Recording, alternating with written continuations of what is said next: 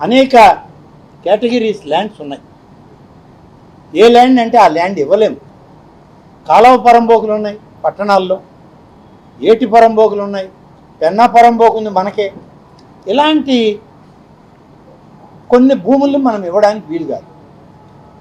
పూర్తిగా రెవెన్యూ అధికారంలో ఉండి వాళ్ళ దగ్గర ఉంటే ఆ కేటగిరీ ల్యాండ్ అయితే జిల్లా కార్యాలయానికి ఎంత ఇవ్వాలనేది కూడా ఉంది. ఆ భూమి కానీ సక్రమమైన రీతిలో ఉంటే ఆ భూమిని ఇవ్వడానికి దానికి వాల్యూ కట్టాలి. వాల్యూ కట్టడానికి జిల్లా కలెక్టర్ ఇక్కడ వాల్యూ వేస్తాడు. మార్కెట్ వాల్యూ ఎంత ఉంది, ప్రభుత్వ వాల్యూ ఎంత ఉంది, రిజిస్టర్డ్ వాల్యూ ఎంత ఉంది, ఇవన్నీ కేటగరైజ్ చేసి ఆయన సీసీఎల్ఏకి పంపితే సీసీఎల్ఏ రెవెన్యూ ప్రిన్సిపల్ సెక్రటరీకి వస్తే అక్కడ నుంచి ఆ వాల్యుయేషన్ ఆధారంగా క్యాబినెట్కి రావాలి. క్యాబినెట్ ఆమోదించాలి. ఆ వాల్యూని ఎక్కించడమా తగ్గించడమా, వీళ్ళు ఏమైనా కింద వాళ్ళు పొరపాట్లు చేశారా, ఏ పార్టీకైనా ఈవెన్ అధికార పార్టీకి కూడా అంత పకడ్బందీగా ఆదేశాలుంటే ఆ ఆదేశాలన్నింటినీ బేఖాతరు చేసి ఎక్కడ పడితే అక్కడ మా పార్టీ కార్యాలయాలు మా ఇష్టం, మా సొంతం అనే రకంగా ప్రభుత్వ స్థలాల్లో ఏ రకమైన నియమ నిబంధనలు లేకుండా, బిల్డింగ్ ప్లాన్స్కి అప్రూవల్ లేకుండా, కనీసం మున్సిపల్ కమిషనర్లు, కార్పొరేషన్ కమిషనర్లు, టౌన్ ప్లానింగ్ ఆఫీసర్లు ఆ ప్లాన్ అప్రూవల్ ఇవ్వకుండా ఏ విధంగా అంతంత ప్యాలెస్లు కడుతున్నారు. జగన్మోహన్ రెడ్డి గారికి ఒక మేనియా ఉంది. ఎక్కడ తను ఉన్నా గంట సేపు ఉన్నా సరే అక్కడ ఒక ప్యాలెస్ నిర్మాణం చేసుకోవడం అనేది ఆయన ప్రవృత్తి. ఇది బహుశా జనాభాలో ఇవాళ 6 కోట్ల చిల్లర మంది మన రాష్ట్రంలో ఉంటే అందరికీ ఉంటుంది అనుకోండి. ఇటువంటి మానసిక ప్రవృత్తి ఒక్క జగన్మోహన్ రెడ్డికే ఉంటుంది, ఇంకెవరికి లేదు.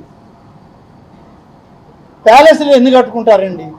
ఒకవేళ సుమారైన ఇల్లు పెద్ద ఇల్లు కట్టుకున్నామంటారు. మాగుంట లేఅవుట్కి పోతే ఇదిగోనా ఇది పెద్ద ఇల్లు అంటాం. ఇంకొక 4 ఏళ్ల తర్వాత దీనికన్నా ఇది ఒక పెద్ద ఇల్లు అయ్యా అంట. అట్లాంటిది వదిలేసి అలహంకా దగ్గర ఒక ప్యాలెస్ 27 ఎకరాలు, నిన్న మీరే రాశారు, 27 ఎకరాల్లో ప్యాలెస్, లోటస్ పాండ్లో ప్యాలెస్, ఇడుపులపాయలో ప్యాలెస్, పులివెందుల్లో ప్యాలెస్, కడపలో ప్యాలెస్,